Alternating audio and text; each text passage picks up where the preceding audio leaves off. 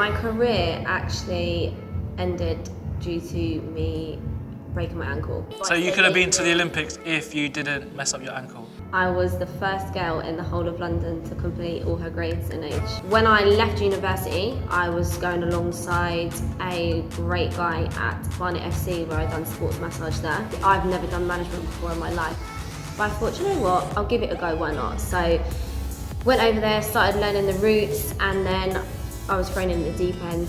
I was on the fast track to London 2012 for highball diving. That's a good question. I wouldn't say I regret it because I feel like at the time it was what was right for me. I dedicate a lot of my time to my clients. So when I do get to go gym and train, it's like a golden hour for me.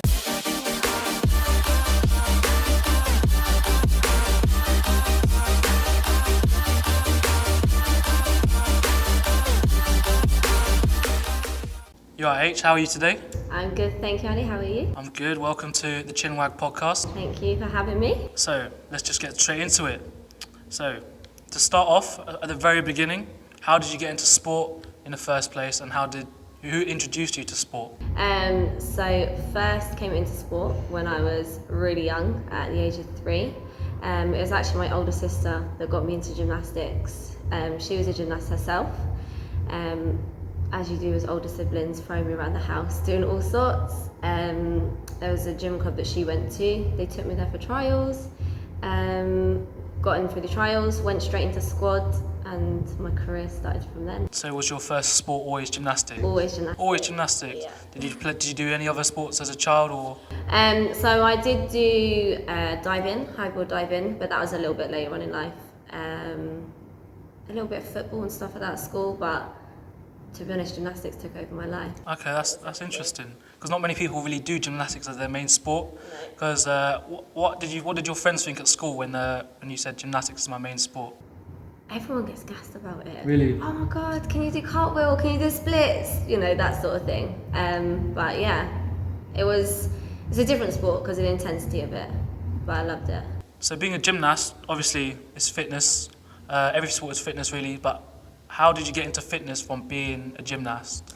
So my career actually ended due to me breaking my ankle in gymnastics. That's when I then went into highball diving. So let's back up. Yeah, go on. So what level were you doing gymnastics at when you broke your ankle? So I competed elite level in gymnastics. So in gymnastics it's completely different now, but back in the day it was a case of you went through grades, that's what they were called, and you'd either go like club level, elite level. I went to elite level, then I competed British, and I competed nationally, internationally. So I was pretty high up. Actually, one interesting fact, I was the first girl in the whole of London to complete all her grades in age. Now that is for the content. That is surely for the content. So you better subscribe just for that.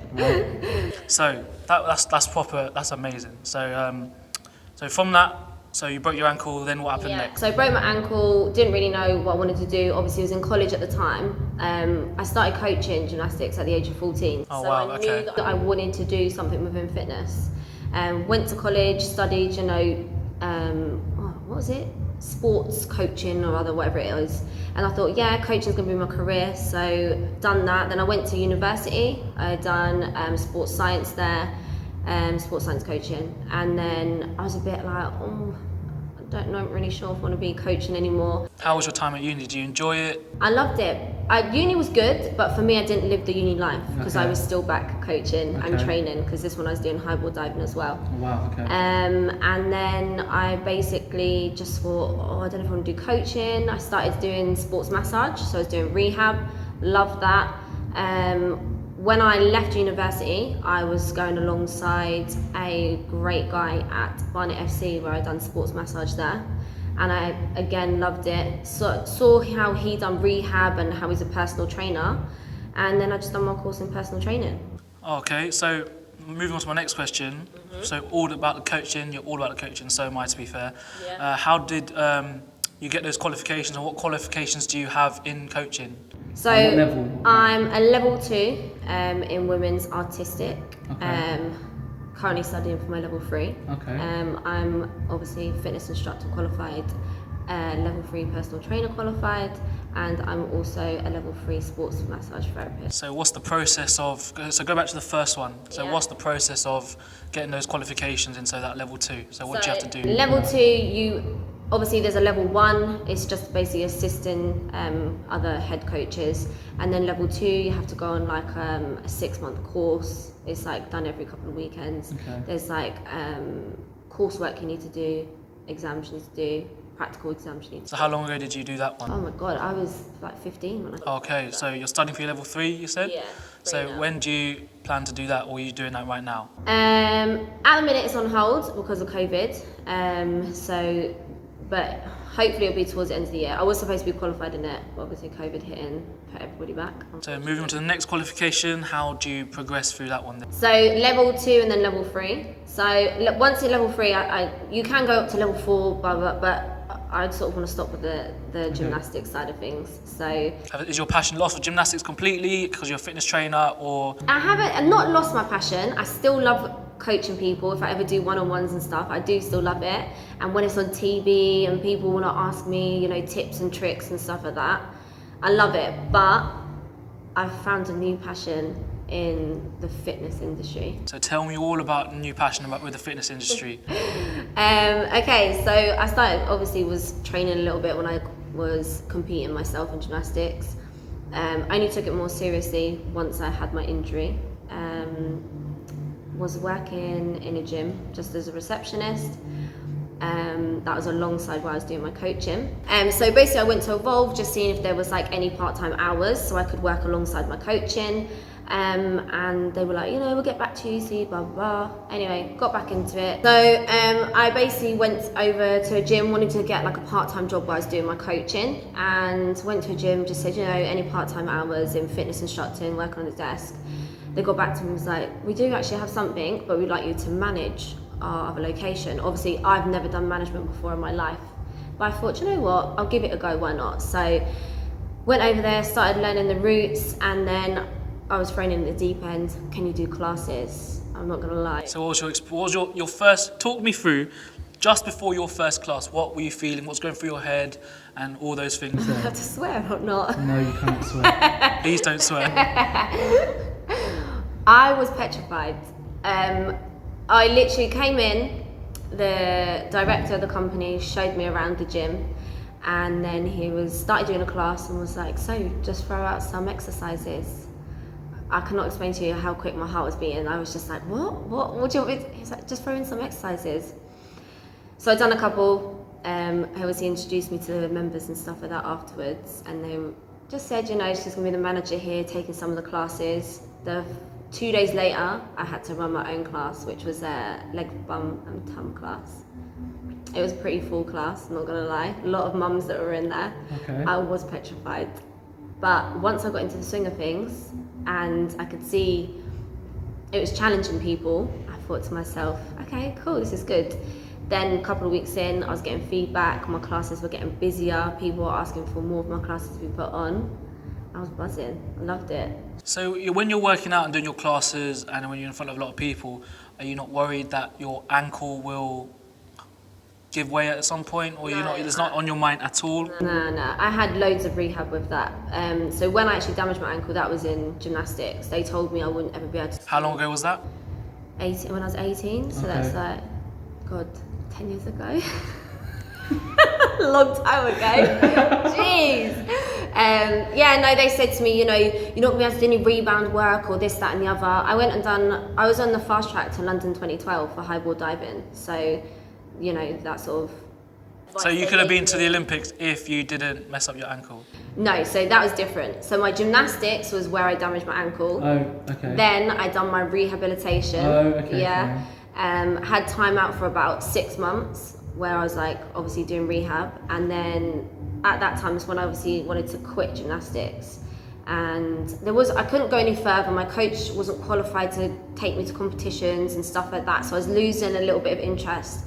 And then at the time, my friend's mum was like, just try out diving. There's like testing going and da-da-da-da. So I went up to Sheffield and I went and had some testing done there one weekend. When I went there though, the guy said to me, please be aware you might not actually make it through our program, because it was basically, their program was to convert gymnasts into highboard divers in the time of London 2012, and it was like in 4 years basically, or 3.5 years they had time to do it. And I was like, oh, it's fine. I just have an experience. I was like, I'll just go up there, see what it's about. Maybe it's a sport I'd want to get into. Anyway, went up there. There's like 178 girls or something. Narrowed down to 3. And I was one of the 3. Wait, is that you? Come on, I love it. Yeah. So yeah. So what happened after that when you got selected for those in the 3? Got selected. I went up to Sheffield, stayed there for about a month. Was meant to move there, but I was at college at the time and still coaching. So I started training at Crystal Palace with their coaches that were there and divers. I was a synchronized diver. I had literally done it for about just over 2.5 years. It was intense though. I lived in the same house as my mum, dad, and my brother, and I saw my mum used to take me to my training. So what was the training regime like? Talk me through Every day. From the moment you wake up, from the moment you go to sleep. So what was that like for the daily? I trained Monday to Sunday. Oh, wow, okay. During the week, we would start training at 2:30 in the afternoon, finish by 8:30 in the evening. So it'd be a range of springboard training, body conditioning, that sort of thing, and then we'd go into the water. And then at weekends we would train from 5:30 in the morning till 8 at night. So wow, so all day? Yeah, it would be water training, then land training, water training, land training, and then we'd have an hour and a half break, go back again. It was just non-stop. And for someone that had already been in a sporting environment, because I was in gymnastics for 17 years, then doing that for 2.5 years, I was just like... So is that not for you? That wasn't for you? I loved it, don't get me wrong, the experience was amazing, and anyone that could ever do it, I would 100% say do it, but at the age that I was at, I'd had enough of training. Is that a decision now, looking back at hindsight, is that one that you regret, or is that one that you should have, you're like, oh, that was the right decision I made at that time? That's a tough question. I wouldn't say I regret it, because I feel like at the time it was what was right for me, and I feel personally that everything happens for a reason. If I carried on with that, I potentially wouldn't be doing the job that I love today. Yeah. But at the same time, I wish I maybe had pushed myself a fraction harder, just to potentially may have seen okay, I could have been in the Olympics.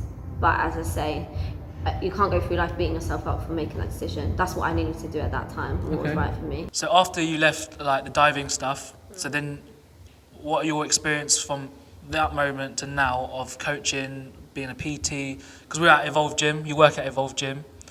So what are your experiences of being a PT and different types of coaching? So talk me through those types of... Coaching, I only ever done was at Harrow with gymnastics. I actually taught in a couple of schools as well, which I really enjoyed.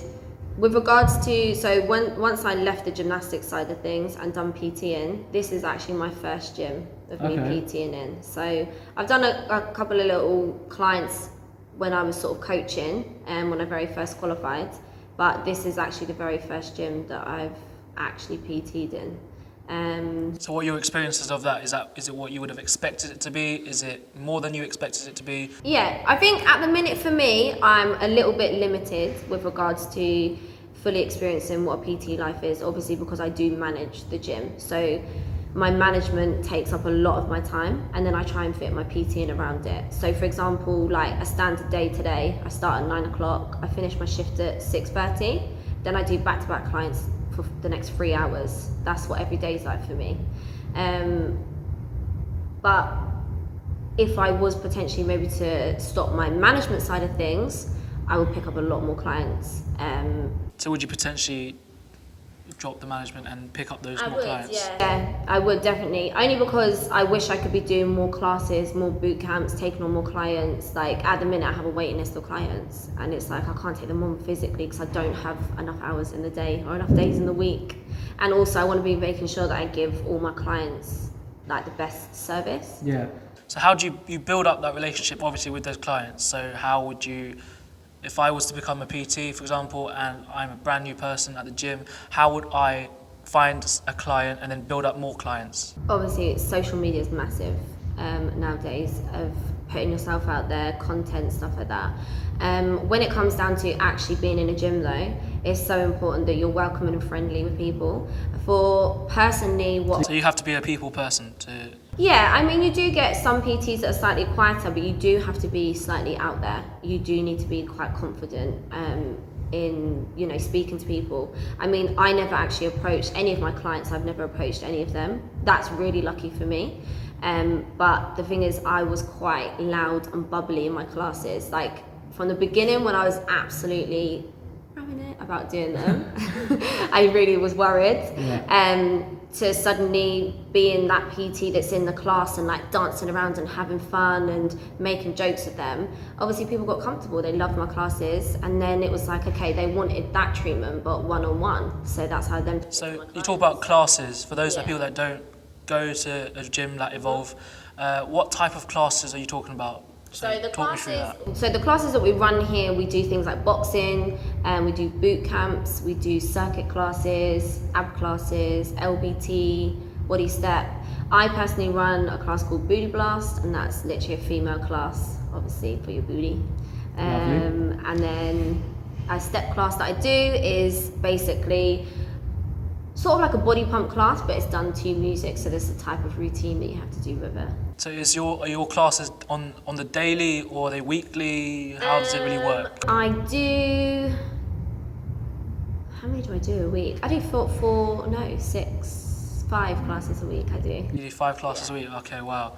And how many people would you normally get in that class? Is it always full? Is it normally half full? How many? Booty Blast classes, always full. Okay, lovely. Struggling to get on there. If you're with those classes, I have like a waiting list, so they're busy. Oh wow, okay. The step classes, they're getting busier, but I only actually started those like 3 weeks ago, so they're still building. So your classes during lockdown, obviously lockdown and coronavirus has affected so many people. So in what way did it affect you and your classes and your clients? I mean, it affected everyone, but obviously being a PT, I moved a lot of my classes online. At first I didn't. I sort of just held off because obviously you didn't know how long it's been going on for, but a lot of my clients straight away were saying to me, can we do Zoom sessions? Can we do this? Can we do that? And at first I was a little bit like, what are they actually going to get out of this? But actually doing it and putting like a little plan and stuff together for them, it worked really well.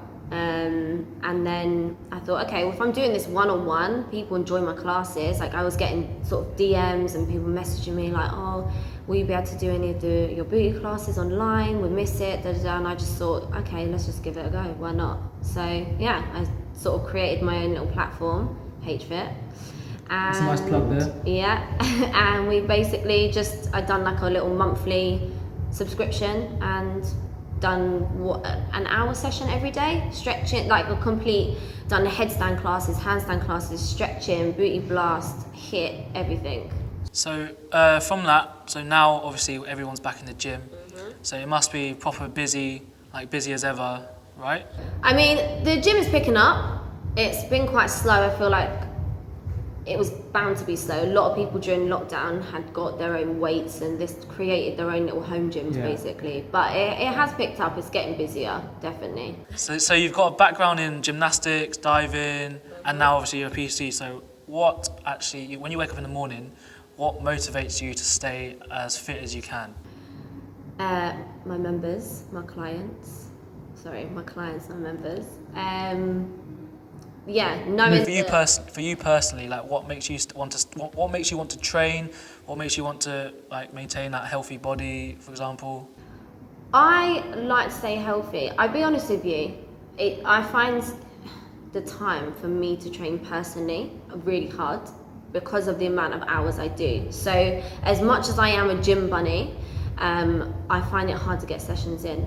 I dedicate a lot of my time to my clients. So when I do get to go gym and train, it's like a golden hour for me. Like I can't explain. So obviously getting up in the morning and things like that, yeah, I do it for myself, but I mainly get up and go train and decide to live a healthy lifestyle to set an example for my clients. Because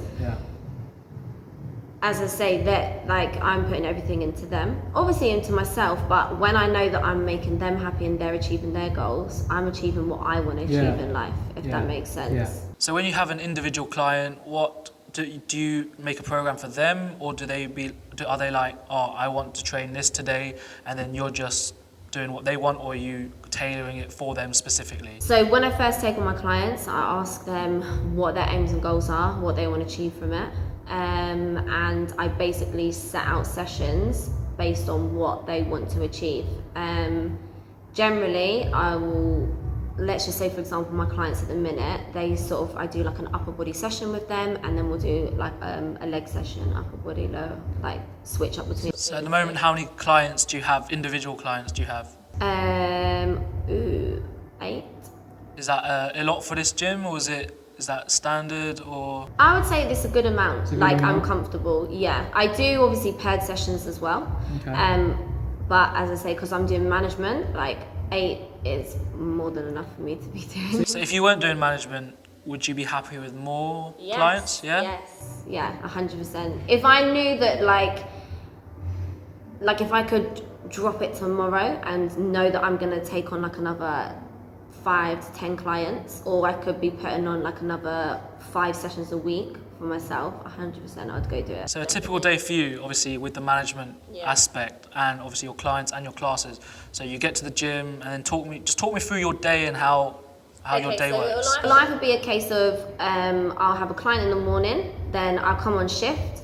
If I'm on my shifts are basically all day, so I'll do like a morning class around 9:30. I'll come down, I'll do all checks of the gym, make sure the PTs are all running smoothly, they've all done what they need to do. I start my admin, that goes on for a couple of hours, covering the desk, making shakes, Come to the evening, I'll then put on another. So you just said shakes, so that's milkshakes, and like, so what goes into those milkshakes? And So the protein shakes, protein powder, I mean, my favourite would be chocolate peanut butter, then another scoop of peanut butter, okay, and then a banana okay, with ice okay. and almond milk.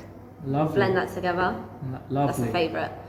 So yeah, we do that, then I do another class in the evening. Once I've done that, I go downstairs, because all the classes done upstairs, and then I go downstairs, and then I'm back to back with another 3 clients. So I basically do like a 13-hour day every day. Oh, wow, okay. So after those 13 hours, if you don't find time to train, how would you relax on a normal day?